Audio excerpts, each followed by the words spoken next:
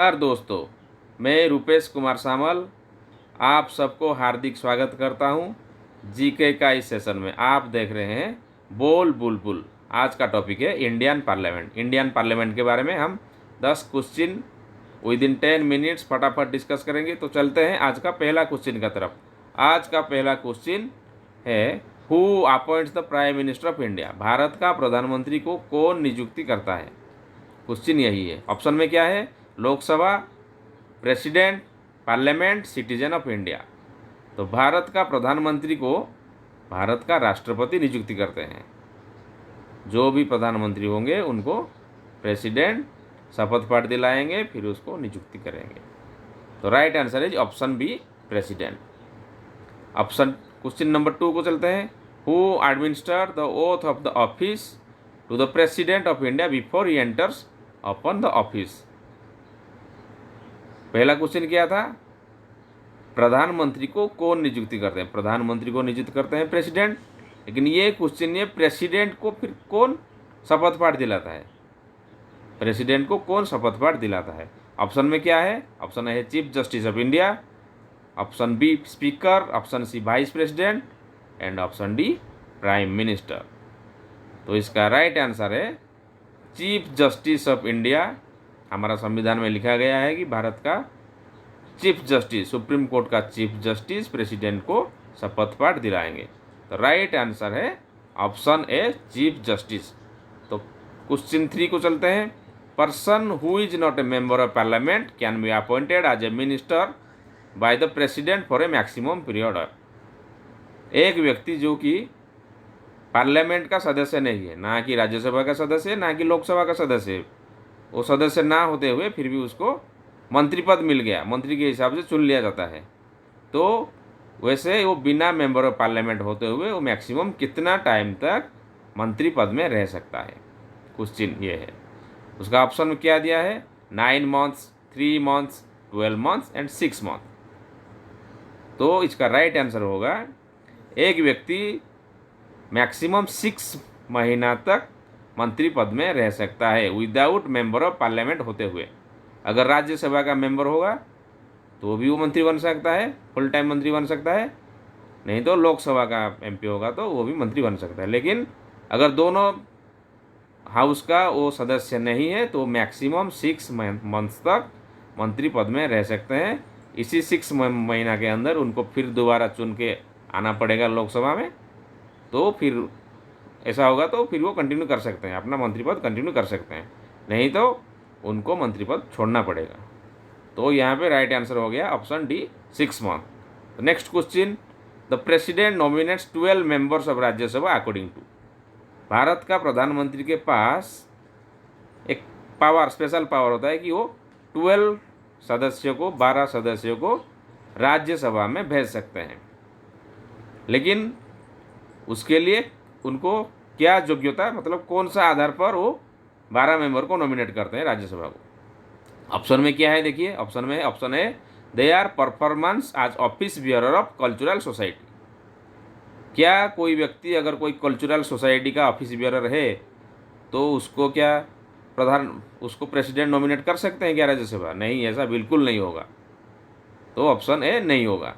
Option B में क्या है, the recommendation made by the Lok Sabha speaker.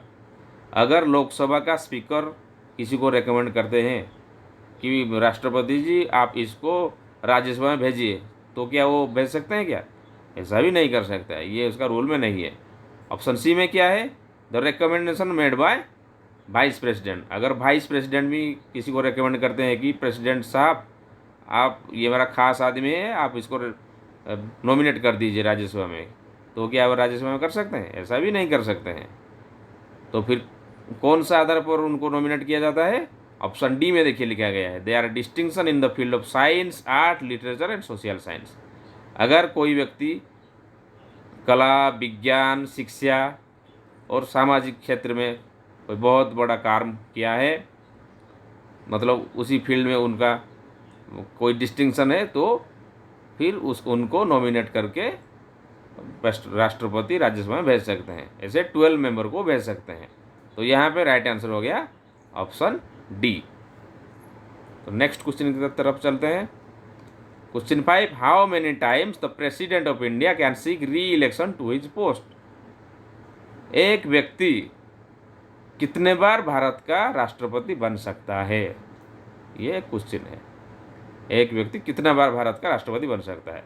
Option में है once, twice, thrice and option D any number of times.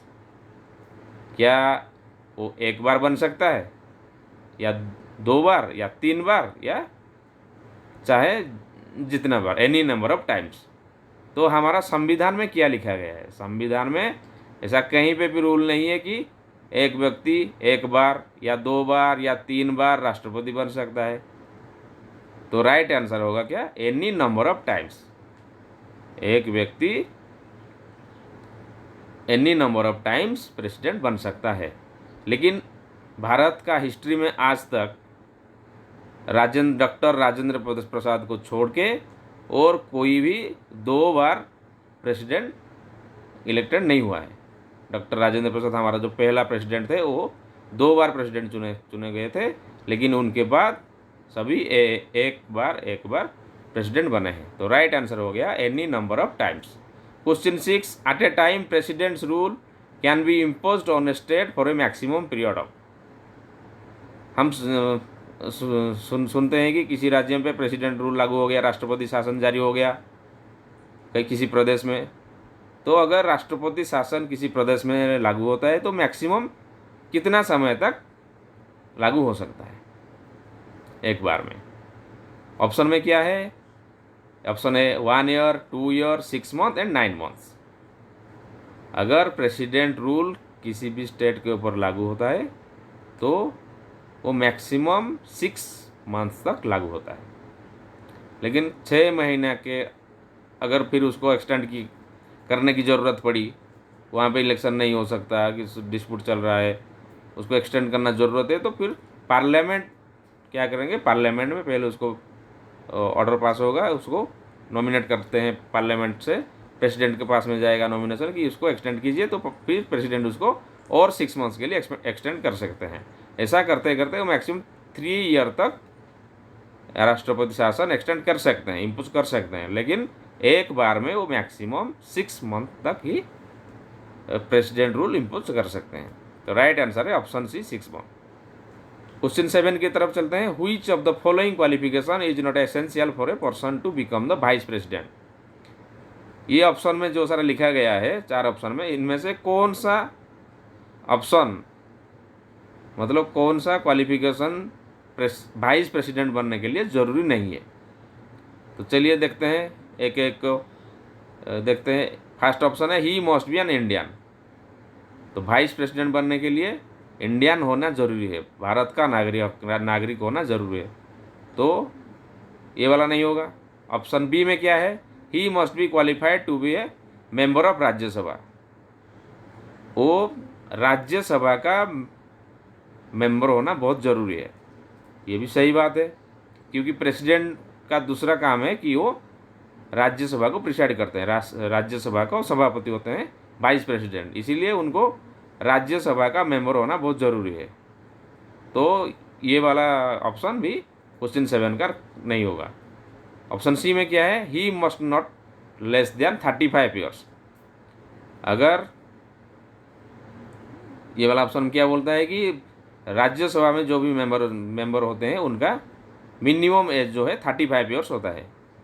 तो फिर उपराष्ट्रपति और राज्यसभा का पहले मेंबर बनेंगे, उसके बाद उपराष्ट्रपति बनेंगे। तो ये वाला ऑप्शन भी ये क्वेश्चन का नहीं होगा, आंसर नहीं होगा। तो लास्ट जो ऑप्शन है वो देखिए, ही मस्ट बी ए ग्रेजुएट। लेकिन उपराष्ट्रपति बनने के लिए ग्रेजुएट होना कोई ज़रूरी नहीं है, ठीक है। तो यहाँ पे राइट आंसर होगा ही मस्ट बी ए ग्रेजुएट। उपराष्ट्रपति बनने के लिए ग्रेजुएट होना ज़रूरी नहीं होता है एक्चुअली। राइट आंसर है ऑप्शन डी। क्वेश्चन 8 की तरफ चलते हैं। The minimum age required for becoming the prime minister of India is. Bharat का प्रधानमंत्री बनने के लिए मिनिमम एज क्या होना चाहिए? अभी पता चल गया कि उपराष्ट्रपति बनने के लिए 35 ईयर्स जरूरी होता है। तो प्रधानमंत्री बनने के लिए कितना उम्र ज़रूरी होता है? ऑप्शन में क्या है, 60 ईयर, 50 ईयर, 40 ईयर, 25 ईयर। तो हम सब जानते हैं कि एक व्यक्ति अगर लोकसभा का सदस्य बन गया तो वो प्राइम मिनिस्टर बन सकता है।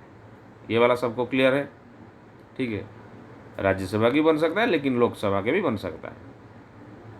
तो लोकसभा में जाने के लिए मतलब एमपी इलेक्शन में खड़ा होने के लिए हमको मिनिमम एज चाहिए 25 ईयर। अगर 25 साल का कोई आदमी एमपी चुन लिया गया, लोकसभा में चला गया, तो वो प्राइम मिनिस्टर बन सकता है। तो यहाँ पे राइट आंसर हो जाएगा option D, 25 year is correct answer. तो दोस्तों, अगर ये वीडियो आपको अच्छा लग रहा है, कुछ इन्फॉर्मेटिव लग रहा है, तो जल्दी से जल्दी इस चैनल को सब्सक्राइब कीजिए, लाइक कीजिए, कमेंट कीजिए, ताकि अगला वीडियो आप जल्दी देख सकें। क्वेश्चन 9 की तरफ चलते हैं। The election commission does not conduct the election to the dash. इनमें से ऑप्शन में जितना सारा इलेक्शन दिया गया है उनमें से कौन सा इलेक्शन को इलेक्शन कमीशन कंडक्ट नहीं करता है। ऑप्शन में क्या है, लोकसभा का इलेक्शन कमीशन कंडक्ट करता है। प्रेसिडेंट इलेक्शन भी कंडक्ट करता है। ऑप्शन सी में है राज्यसभा इलेक्शन, वो भी इलेक्शन कमीशन कंडक्ट करता है। लेकिन जो लोकल बॉडीज इलेक्शन है, ऑप्शन डी का जो लोकल बॉडी इलेक्शन, मतलब आपका लोकल एरिया का सरपंच, समिति सभ्यों, वार्ड मेंबर, जिला परिषद, ये वाला जो इलेक्शन होता है, इसको इलेक्शन कमीशन कंडक्ट नहीं करता है। तो यहाँ पे राइट आंसर होगा ऑप्शन डी, लोकल बॉडीज। तो आज का हमारा सेशन का लास्ट क्वेश्चन है, चलते हैं उसकी तरफ। The chief minister of a state in India is not eligible to vote in presidential election if. Presidential election में कौन सा मुख्यमंत्री वोट नहीं दे सकता। प्रेसिडेंशियल इलेक्शन, उसका रूल क्या है। प्रेसिडेंशियल इलेक्शन हम सब जानते हैं कि वो इनडायरेक्ट इलेक्शन होता है, मतलब हम लोग उसमें वोटिंग नहीं करते हैं। उसमें वोटिंग कौन करते हैं, जो लोकसभा और राज्यसभा का सदस्य होंगे वही उसको वोट कर सकते हैं। और स्टेट का जो स्टेट असेंबली होगा, मतलब लेजिस्लेचर असेंबली, उसका जो सदस्य होंगे वही वोट कर सकते हैं। लेकिन कुछ स्टेट में क्या होता है कि दो हाउसेस होता है, एक अपर हाउसेस और एक लोअर हाउस। अपर हाउस को बोलते हैं विधान परिषद और लोअर हाउस को बोलते हैं विधानसभा। विधानसभा में जितने सारा मेंबर हैं वो सब वोट दे सकते हैं प्रेसिडेंशियल इलेक्शन में, लेकिन जो विधान परिषद का सदस्य होगा वो लोग वोट नहीं दे सकते प्रेसिडेंशियल इलेक्शन में। तो इसी के हिसाब से चलते हैं। ऑप्शन में क्या है, देखिए ऑप्शन ए में है he is a member of the upper house of state legislator. तो इसका मतलब हो गया कि अगर मुख्यमंत्री स्टेट के विधान परिषद का सदस्य हैं तो वोट नहीं दे सकते। तो यहाँ पे ऑप्शन ए हमारा राइट आंसर हो गया। ऑप्शन बी क्या है, he is a care taker chief minister. Care taker chief minister मतलब अगर किसी स्टेट में एमएलए इलेक्शन कंडक्ट हो रहा है, तो लास्ट जो गवर्नमेंट था वो डिजल्व हो गया, लेकिन फिर भी राज्यपाल क्या बोलते हैं कि आप जो चीफ मिनिस्टर थे आप कंटिन्यू कीजिए, वो इलेक्शन के दौरान आप कंटिन्यू चीफ मिनिस्टर का पद पे कंटिन्यू कीजिए, उसको बोलते हैं केयर टेकर चीफ मिनिस्टर। वो केयर टेकर चीफ मिनिस्टर भी वोट दे सकता है, अगर ये मतलब स्टेट असेंबली का मेंबर है तो वोट दे सकते हैं प्रेसिडेंशियल इलेक्शन में। ऑप्शन सी में क्या है, he himself is a candidate. अगर वो व्यक्ति खुद एक कैंडिडेट है तो भी वो प्रेसिडेंशियल इलेक्शन में वोट दे सकते हैं। Option D, he is yet to prove his majority on the floor of the lower house of the state legislature. अगर वो मुख्यमंत्री हैं लेकिन उनको बहुमत का मौका नहीं मिला, अभी तक वो बहुमत साबित नहीं किए हैं, तो भी वो वोट दे सकते हैं। तो यहाँ पे हमारा राइट आंसर हो गया ऑप्शन ए। अगर वो स्टेट का विधान परिषद का मेंबर हैं तो वो प्रेसिडेंशियल इलेक्शन में वोट नहीं दे सकते। तो वीडियो को अंत तक देखने के लिए आपको बहुत बहुत धन्यवाद। तो जल्दी से जल्दी चैनल को सब्सक्राइब कीजिए। बहुत बहुत धन्यवाद।